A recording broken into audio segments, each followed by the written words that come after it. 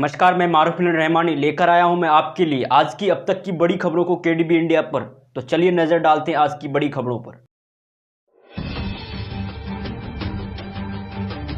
26 जनवरी को लाल किला हिंसा मामले में दिल्ली पुलिस ने बड़ी कार्रवाई करते हुए 45 आरोपी उपद्रवियों की तस्वीरें सार्वजनिक की है। इनकी पहचान सीसीटीवी फुटेज और कई सारी वीडियो से की गई है। पुलिस इससे पहले भी 12 उपद्रवियों की तस्वीरें जारी कर चुकी है। हालांकि लाल किला हिंसा और तिरंगा अपमान का मास्टरमाइंड दीप सिद्धू अभी भी पुलिस की गिरफ्त से बाहर है। वहीं लाल किला हिंसा मामले में दिल्ली पुलिस ने 44 एफआईआर भी दर्ज की है, जिनमें 150 लोगों की गिरफ्तारी हो चुकी है। रिपोर्ट्स के मुताबिक केस की जांच के लिए गठित की गई एसआईटी अलग अलग सोर्स से मिले करीब 5000 वीडियो की पड़ताल कर रही है। बंगाल में विधानसभा चुनाव की हलचल के बीच शुक्रवार को सीएम ममता बनर्जी ने राज्य का अंतरिम बजट पेश किया। वित्त मंत्री अमित मित्रा की तबीयत खराब होने के कारण ममता ने कमान संभाली और 2.99 लाख करोड़ रुपए का लोकलुभावन बजट रखा और साथ ही साल में 2 बार लोगों का हालचाल जानने के लिए घर घर जाएगी सरकार। केंद्रीय कृषि मंत्री नरेंद्र सिंह तोमर ने खून की खेती वाले बयान को राज्यसभा की कार्यवाही से हटा दिया गया है। शुक्रवार को तोमर ने कृषि कानूनों और किसान आंदोलन पर चर्चा के दौरान कहा था कि कांग्रेस खून की खेती करती है, जिस पर जमकर बवाल हुआ और कांग्रेस भी गुजरात को लेकर भाजपा पर निशाना साधा। इसके अलावा कांग्रेस के वरिष्ठ नेता आनंद शर्मा के इस्तेमाल किए गए काला दिन जैसे शब्द को भी राज्यसभा की कार्यवाही से हटा दिया गया है। आपको बता दें कि कृषि कानूनों को लेकर संसद के अंदर तीखी नोकझोंक जारी है। लाल किले पर तिरंगे का अपमान करने वाला दीप सिद्धू अब तक नहीं पकड़ा गया, लेकिन करीब 200 किसानों को देशद्रोह के आरोप में जेल में डाल दिया गया है, जिनमें देश के लिए जंग लड़ने वाले बुजुर्ग पूर्व सैनिक भी हैं। किसान आंदोलन और कृषि कानूनों पर चर्चा के दौरान संसद में शिवसेना नेता संजय राउत ने सरकार को खूब घेरा। उन्होंने पूछा कि सरकार बताए कि किसान आंदोलन से 100 से ज्यादा लापता हुआ युवा कहाँ हैं, क्या इनका इनकाउंटर कर दिया गया है। साथ ही उन्होंने कहा कि यहां अपने हक के लिए आवाज उठाने वाला हर कोई देशद्रोही है, बस अर्नब गोस्वामी और कंगना रनौत ही देशभक्त बचे हैं। इसके अलावा राउत ने दिल्ली सीमाओं पर किलेबंदी को लेकर भी कहा कि जो कील और लोहे की दीवार आप यहां लगा रहे हैं, अगर वो लद्दाख और चीन के बॉर्डर पर लगाते तो वो हमारी सीमा के अंदर नहीं घुस पाता। मुंबई में बीजेपी को बड़ा झटका लगा है। बीजेपी नेता और विलय पार्टी सीट से पूर्व कांग्रेस विधायक कृष्णा हेगड़े ने शिवसेना का दामन थाम लिया है। महाराष्ट्र के मुख्यमंत्री शिवसेना अध्यक्ष उद्धव ठाकरे कृष्णा हेगड़े को पार्टी की सदस्यता दिलाई। इस दौरान ठाकरे ने कृष्णा हेगड़े की कलाई पर शिव बंधन भी बांधा। हेगड़े कांग्रेस के पूर्व सांसद प्रिया दत्त के करीबी बताए जाते हैं। बता दें कि मुंबई के पूर्व कांग्रेस अध्यक्ष संजय रूपम से अनबन की वजह से उन्होंने साल 2017 के बीएमसी चुनाव से पहले बीजेपी ज्वाइन कर ली थी।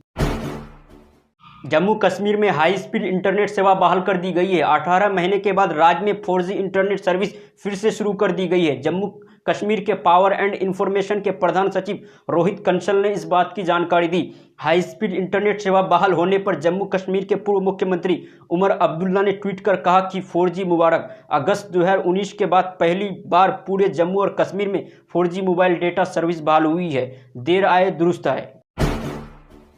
26 जनवरी को लाल किला में हुई हिंसा की जांच क्राइम ब्रांच की एसआईटी कर रही है। एसआईटी की जांच के मुताबिक 26 जनवरी को दिल्ली और लाल किले में जो कुछ उपद्रव हुआ उसकी साजिश पहले से रची जा चुकी थी।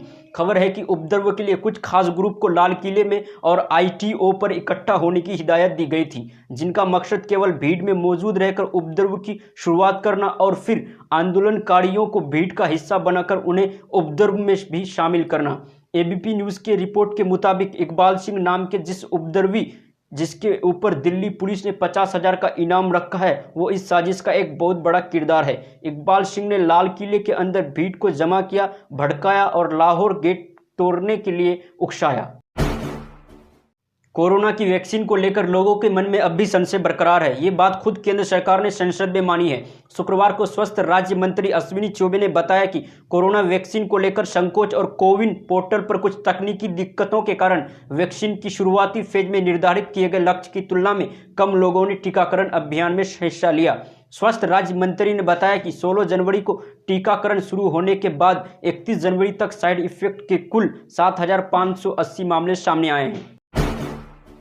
दुनिया का सबसे ताकतवर देश अमेरिका कोरोना के खिलाफ लड़ाई में सबसे ज्यादा कमजोर दिख रहा है। पिछले 2 हफ्ते से यहाँ हालात और ज़्यादा खराब हो गए हैं और 40,000 लोग अपनी जान गंवा चुके हैं, यानी हर दिन करीब 3,000 लोगों की मौत हुई। द गार्डियन की रिपोर्ट के मुताबिक इसकी एक वजह लोगों का फिर से लापरवाह हो जाना और एक जगह जुटना है। कोरोना की बढ़ती रफ्तार को देखते हुए अमेरिकी सरकार ने टीकाकरण अभियान तेज करने की योजना बनाई है। बता दें कि अमेरिका में इस महामारी की वजह से अब तक 4,70,000 से ज़्यादा मौतें हो चुकी है, जबकि 27 लाख से ज़्यादा लोग इसकी चपेट में आए हैं।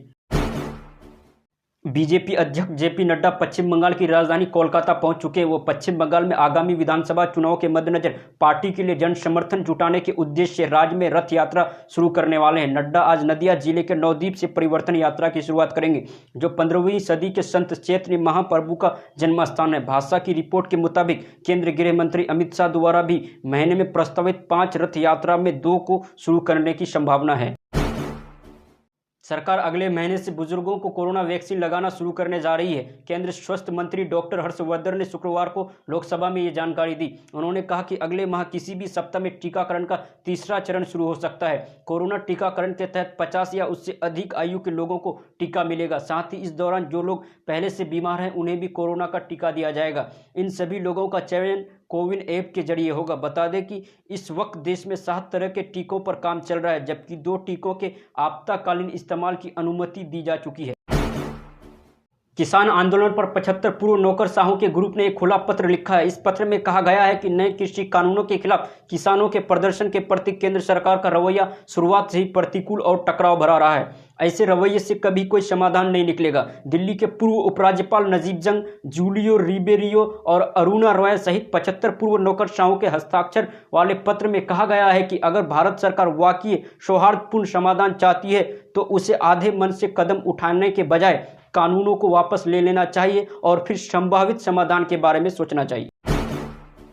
नए कृषि कानूनों से नाराज किसानों ने आज देश में चक्का जाम किया है। हालांकि किसानों ने दिल्ली, यूपी और उत्तराखंड में चक्का जाम नहीं करने का फैसला लिया है, लेकिन फिर भी पुलिस किसी भी हालात से निपटने के लिए पूरी तरह से तैयार है। गाजीपुर, टिकरी और सिंगू बॉर्डर पर कई लेयर में बैरिकेडिंग और वाटर कैनन की गाड़ियों के साथ पूरे इलाके को छावनी में तब्दील कर दिया गया है। कोई कच्चे रास्ते से होते हुए दिल्ली में ना घुस सके, वहां भी जवान तैनात किए गए हैं। दिल्ली पुलिस ने बॉर्डर पर चौकसी बढ़ाने के साथ ही लाल किला, देश की संसद, राष्ट्रपति भवन, पीएम हाउस और अन्य वीआईपी आवास की सुरक्षा बढ़ा दी गई है। लाल किला की सुरक्षा को नए सिरे से रिव्यू कर पुख्ता इंतजाम किए गए हैं।